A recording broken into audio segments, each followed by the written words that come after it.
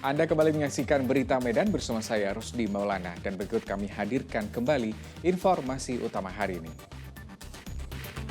Seorang porter bagasi pesawat di Bandara Kuala Namu, Kabupaten Deli Serdang ditemukan meninggal dunia di area parkir.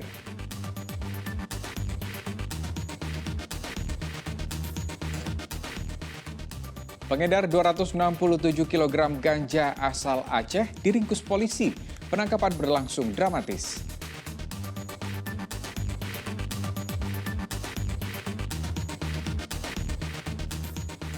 Peserta seleksi Bintara Polri di Polda Sumatera Utara menuding adanya kecurangan yang dilakukan panitia seleksi.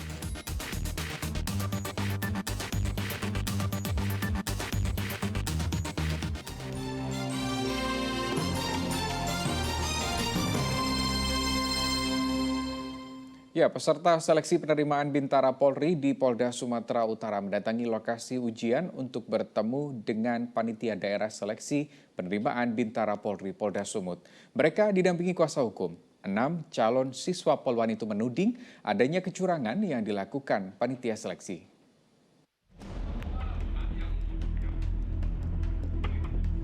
Panitia seleksi penerimaan Bintara Polri di markas Brimob Polda Sumut pada Sabtu lalu didatangi 6 calon siswa Polwan bersama kuasa hukumnya.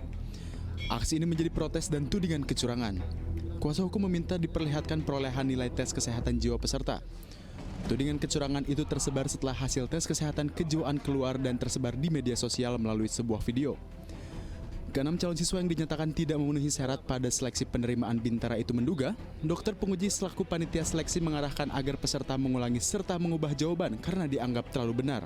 Terkait dengan proses nilai kesehatan jiwa, sekali lagi bahwa proses penilaian ini dilakukan oleh ahli yang ahli di bidangnya, dokter kesehatan jiwa, dan tentu mereka memiliki standar sebagaimana yang sudah disepakati dengan Mabes Polri, dan standar itulah yang dituangkan ke dalam peraturan Kapolri. Jadi sekali lagi bahwa hal-hal yang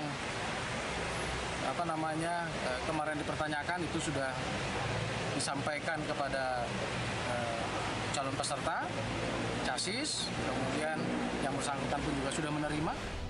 Pihak Polda Sumatera Utara tetap bersikukuh jika dokter penguji kesehatan kejiwaan telah bertindak sesuai prosedur. Tuti Alwiyah Lubis melaporkan dari Medan. Kita ke informasi lain, hari peringatan gugurnya Raja Sisingamangaraja 12 dengan upacara sekaligus ziarah makam oleh pihak keluarga.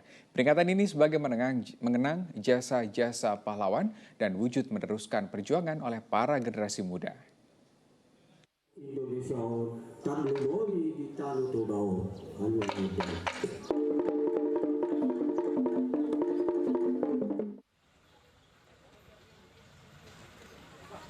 Upacara memperingati hari gugurnya pahlawan nasional Raja Sisingamaraja 12 ke-116 berlangsung hikmat di Makam Pahlawan Nasional Sisingamaraja Balige Senin kemarin.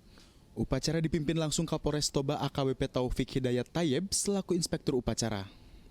Kegiatan juga dihadiri Wakil Bupati Kabupaten Toba Tony Simanjuntak. Rangkaian kegiatan dimulai dengan upacara pembacaan sejarah perjuangan Raja Sisingamaraja 12 kemudian tabur bunga dan doa bersama. Peringatan wafatnya Raja Sisingamaraja 12 sebagai wujud meneruskan perjuangan dan mengenang jasa pahlawan terutama kepada generasi muda agar tetap mengingat patriotisme yang dilakukan oleh para pahlawan dalam mempertahankan wilayah Tanah Batak. Yan Asmara melaporkan dari Kabupaten Toba, Sumatera Utara.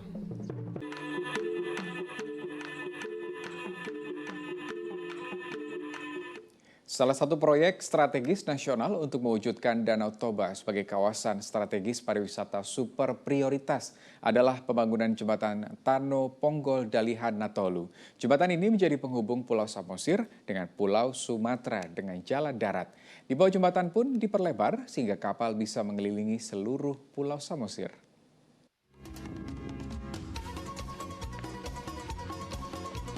Danau Toba, salah satu danau vulkanik terbesar di dunia yang memiliki luas lebih dari 110.000 hektar. Di tengah Danau Toba terdapat Pulau Samosir yang luasnya hampir sama dengan Singapura. Pulau Samosir hanya bersinggungan sedikit dengan Pulau Sumatera di daerah Tano Ponggol, Kecamatan Pangururan Samosir. Kanal dan jembatan di Tanah Ponggol dibangun pemerintah Belanda tahun 1913, diresmikan Ratu Wilhelmina sehingga sempat dikenal sebagai terusan Wilhelmina. Setelah lama tidak diperbaiki, pemerintahan Jokowi membangun kembali jembatan Tanah Ponggol. Akhir Juli 2019, Presiden meninjau langsung dimulainya pembangunan jembatan Tanah Ponggol. Urusan apa? Tanah Ponggol ini selesai. Ini pekerjaan besar, dilebarkan berapa tadi? Berapa? 80 meter, lebar 80 meter, sehingga nanti kapal itu bisa muter Pulau Samosir. Itu kira-kira itu. Semuanya perbaiki. Ini, nanti dilihat akhir tahun depan. Insya Allah dilihat perubahannya akhir tahun depan.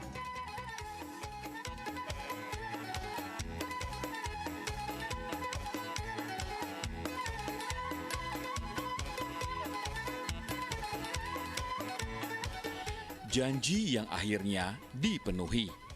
Kini kanal dan jembatan Tanah Ponggol berdiri megah dengan 3 tiang yang melambangkan Dalihan Natolu yang menggambarkan kesatuan hubungan kekeluargaan dalam budaya Batak. Anggaran 157 miliar telah dimanfaatkan membuat jembatan Tanah Ponggol Dalihan Natolu dengan pelebaran kanal dari 25 meter menjadi 80 meter sepanjang 1,2 km agar bisa dilewati kapal pesiar. Panjang jembatan AEK Tanah Ponggol yang merupakan satu-satunya saat ini merupakan akses jalan darat dari Pulau Samosir ke Pulau Sumatera. Dulu hanya bisa jalur laut alias menggunakan transportasi laut. Kini sekarang dengan transportasi darat bisa dilakukan. Hal ini merupakan wujud janji pemerintah untuk mewujudkan Danau Toba sebagai kawasan prioritas pariwisata nasional. Dari Pangururan Kabupaten Toba, Henry Sianipar dan Daniel Sitanggang laporkan.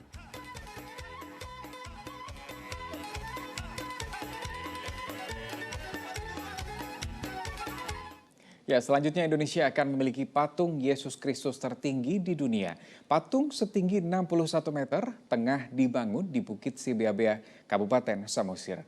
Lalu bagaimana proses pembangunan patung ini? Juga bagaimana infrastruktur pendukung yang disiapkan pemerintah? Rekan kami, Henry Sianipar dan Daniel Sitanggang akan melaporkannya untuk Anda.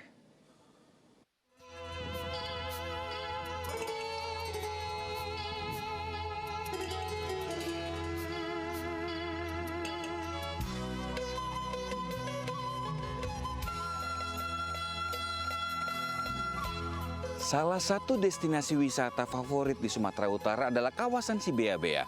Belum lama dibangun dan rencananya di sini akan dibangun satu bangunan megah, patung Yesus Kristus. Sudah sejak 2018 dibangun dan masih dalam progres atau pembangunan. Nantinya patung itu akan berbentuk seperti ini dan tingginya saudara-saudara 61 meter. Kemungkinan akan menjadi patung Yesus Kristus tertinggi di dunia, mengalahkan ketinggian patung Yesus Kristus di Brazil. Hingga saat ini pembangunan patung Yesus Kristus tinggi 61 meter ini masih terus dilakukan. Berbagai persiapan infrastruktur seperti rumah doa, restoran, menara pandang, dan fasilitas umum lainnya tengah diselesaikan. Pembangunan patung Yesus Kristus Penyelamat digagas oleh Yayasan Jadilah Terang Danau Toba. Biaya pembangunan patung bersumber dari masyarakat. Pembangunan infrastruktur jalan dan dermaga dibangun oleh pemerintah pusat. Karcis masuk yang ditetapkan tidaklah terlalu mahal, Rp5.000 per orang, dan Rp20.000 untuk motor, Rp50.000 untuk mobil, serta Rp150.000 untuk bus. Jalan di wilayah harian Boho menuju patung Yesus Kristus terlihat berliku nan cantik, menjadi daya tarik tersendiri bagi pengunjung wisata Sibeabea. Spot foto pun sudah disiapkan di tempat saya berdiri saat ini. Wow, cantik sekali. Kelihatan dari sini. Ini merupakan salah satu spot terbaik di Sibeabea ini. Di samping patung Kristus yang tadi baru kita lihat. Dari atas kelihatan seperti angka 8. Masyarakat di sini maka menyebutkan sebagai Kelok 8. Cantik sekali dan melihat ketenangan danau, pemandangan Danau Toba, ketenangan Danau Toba selalu membuat kenangan di hati. Ya, Danau Toba yang mempesona.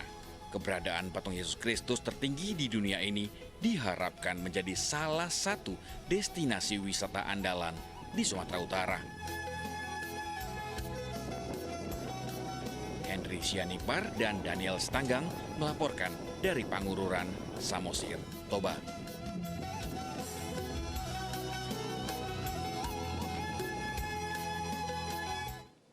Ya, informasi dari rekan kami Henry Sianipar tadi mengakhiri berita Medan hari ini. Saya Rusdi Maulana mengucapkan terima kasih atas perhatian dan kebersamaan Anda. Selamat beraktivitas dan sampai jumpa.